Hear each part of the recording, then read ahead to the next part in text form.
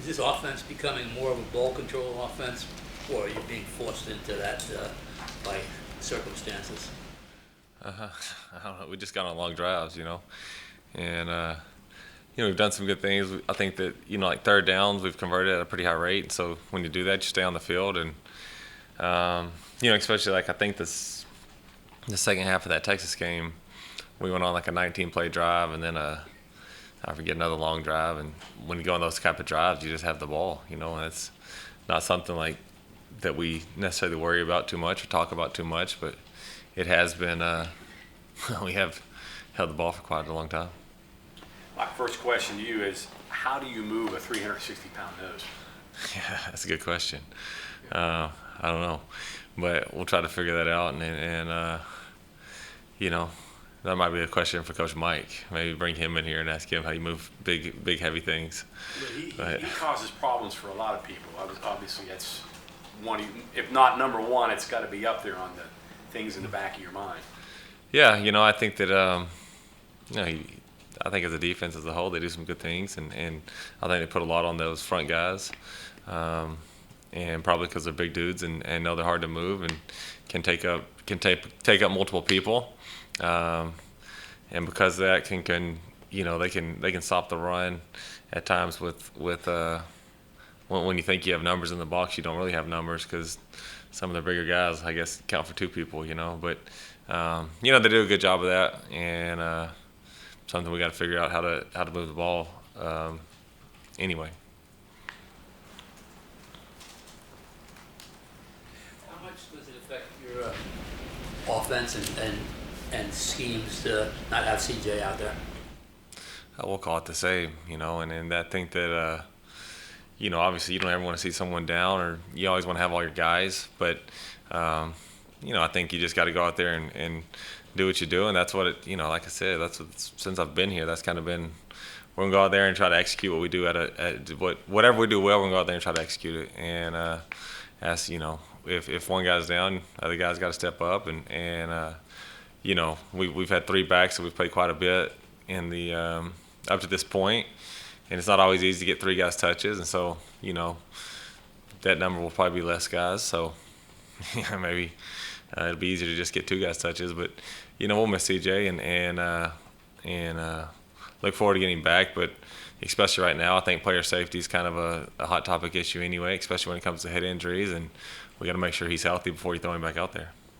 Coach, I'm kind of wondering, last week against Texas, they really kind of controlled the run game a little bit, and then so you adjust and go more to passing, which I know you guys are comfortable doing that, but is it just a matter of, okay, hey, we're just going to start calling more pass plays? Is there more to adjusting than just that? And I'm kind of wondering if that is a concern against Baylor, because obviously they've been pretty good against the run. Well, I think being down 28 had more to do with going to pass plays than them stopping the run. We would have stayed committed to the run, but when you go down 28, you got to throw it a little more, and that's just what the situation called for, and so I think that had more to do with it than. Because I think that, if you look at the end of that half, we got some tempo stuff, and, we're able to run the ball a little bit there. But again, when you look up and you're down 28, like, you got to try to throw the football just to get back in the game, I think, and I thought Texas did a good job. I thought they played hard. But like I said, if it's a closer game, I think that you continue to stick with the run, and I think that's part of the run game, like, or even if it's just getting you a yard or two, you stick with it, and kind of lean on those guys, and sooner or later you kind of wear them down, and you'll kind of start popping some for a little bit bigger. And but like I said, when you're in the situation we're in, like, you just got into a passing game, and that's just kind of what the situation called for. But like I said, we would have stayed committed to it and kept trying to run it. Had it been a tighter game, and I think that like I said, as the game goes on, it's kind of like body punching in boxing. You know what I mean? You just keep doing it, and it pays dividends later in the game. So the actual, like, your guys' rushing yards, it doesn't really, like, do you keep a running count during the game of like how much you guys are actually running for? I mean, that doesn't come into play when it's time to call the play? No, I've never really. I mean, most of the time I don't even know what we ran for until the next day, and you look at the stats and kind of figure it out, So no, we're not like looking at the stats and saying, well, we need more yards or anything for sure. We just, like I said, whatever works, we usually try to do it. That's kind of always my thing. And whether it be a guy, if you got a hot hand, feed the hot hand. You know what I mean? If you got something, we went into the Pitt game, I can remember, and didn't have a ton of divide zone in there. And it seemed like every time we called it was explosive. So then we just kept calling it, And so kind of figure out what's working, figure out what's lining up well that week, and go do it. Coach talked about Nico doing really well in the scrimmages during the bye week and being his standout player. Can you elaborate at all in terms of what you've seen from him and what he did well and just the maturation process of the younger QBs? Yeah, I think that, here we do a really good job of trying to develop the younger guys. It's not just during the bye week. Like even, yesterday they get individual time and then throw 7-on-7. Today they'll get, at the end of practice, get individual time again, and we'll do team situations. Every Sunday they get team situations. Every Thursday they get another 7-on-7. So, that's 4 days a week right there that they're getting extra work and getting development. And so we, like I said, I think that this is the place I've been where we've devoted the most amount of time to that. And because of that, I think you see guys grow throughout the season, and whether it be quarterbacks or any position, I think, like I said, the amount of time we put into it, you should see improvement, and we have seen improvement throughout the season for all those young guys. Curious, again, with Baylor's defense, they possess it, I guess, 3 minutes more than the other team. They go for it a lot on fourth down, which could mean fewer possessions. Does that impact how you think about how you plan for the game, knowing that there could be fewer possessions? Not really. I think that I try to tell our guys all the time, if we get the ball, we want to score. And I don't care if we get 8 possessions or, 18 possessions. It seems like all year it's kind of been a lower we've had a small number of possessions, and part of that's because we've controlled it. We've had the ball for long times. You go on long drives, and it cuts down possession. Like in the second half against Texas, I think we only had 3 possessions the entire second half, which it's not many there either. And again, a lot of that was because we went on a couple really long drives and held the football ourselves. So, but like I said, it doesn't dictate how we game plan. It doesn't dictate how we call plays. Like we're gonna go out there and do what we think is gonna work. And the expectation, that's what I always tell our guys. If we get the ball, like I don't care if we're up big, down big, the score is tied. Like if you get the ball, we get the ball to score, and that's got to be the expectation. That's got to be like our mentality.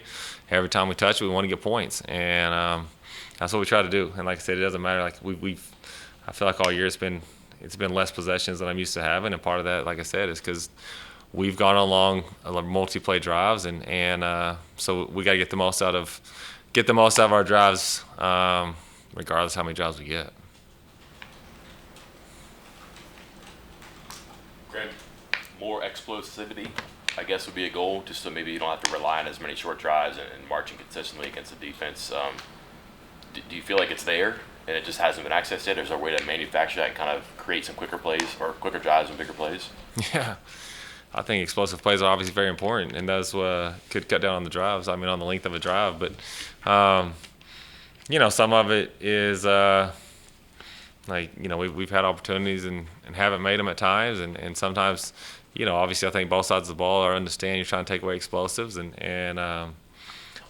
that's the, I think that if you create more explosives, you create more drives. That's for sure, because you have shorter drives. And so that could help. I do think that Baylor does a good job. They're very conscious of not letting things behind them and trying to limit explosives, and that's probably why, when he's talking about people have less possessions, that's, I think offensively what they do plays into that, and they do a good job of, like I said, of trying to stay on top of everything and not give up explosives. So, again, I think explosive plays dictate game. I mean, if you look at stats, turnovers and explosive plays, if you win the turnover battle and the explosive play battle, you're rarely going to lose a football game. And so, explosive plays matter.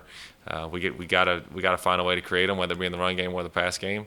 But the key is to go execute whatever we do. And like I said, if we can get some explosives in there, it really helps your cause a lot. Did you study the Baylor game last year? Obviously, you weren't here. Some of the things that they did with their simulated pressures and things that kind of got West Virginia a little bit unraveled a little bit. Did you study that, or have you just studied the games they played so far this year? More this year's games, just because they do look a lot different. They lost a lot of guys off last year's team, and I think they are playing a little different. But, I mean, there's I don't know, 10 other guys in the building that did play them last year. So we've heard, I think they have a pretty good, Coach Brown, he does a great job of always, after anything, whether it be a practice, a game, whatever, like taking detailed notes and talking about it in the staff meeting to figure out, hey, what did they do that hurt us? What did they do that we didn't expect them to do? What did they do that was different against us that we hadn't seen the previous week? And then when you come back to an opponent for a game prep, when you come back to an opponent, he obviously pulls that out, and that's something you discuss. So,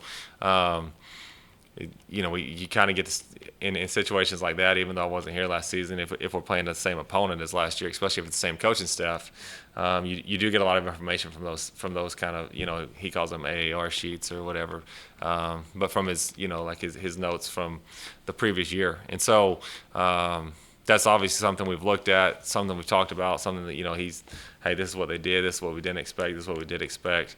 And so it's something that we always look at, regardless, if it's a opponent from the previous year, something we always consider, we look at, talk about.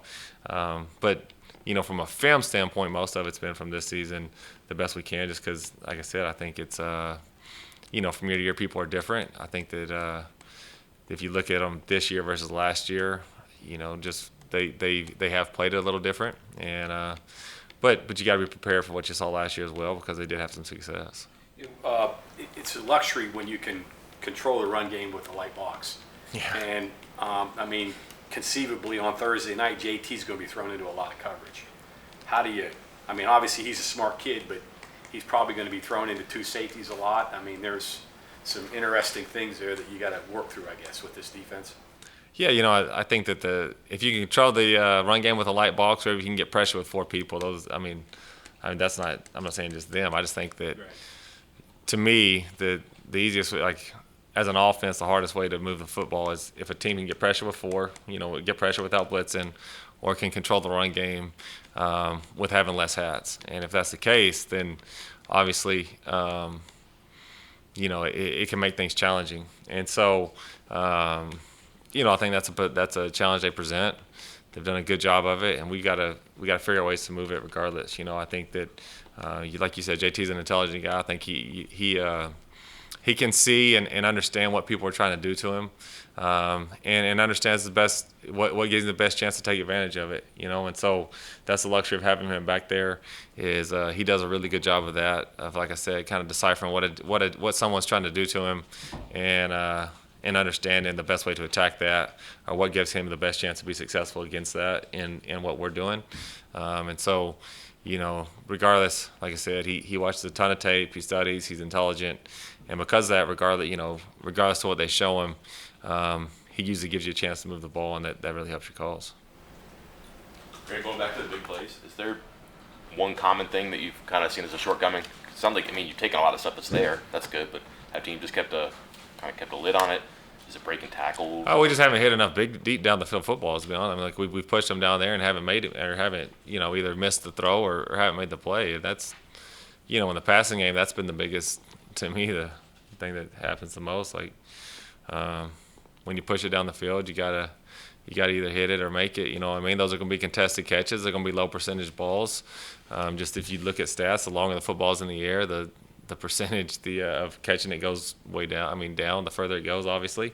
And so, like I said, you understand that when you do push it down the field, like I said, it's going to be a lower percentage throw, but we got to find a way to hit some, whether it be between the throw or the catch or protection or whatever the case may be, just to hit a couple.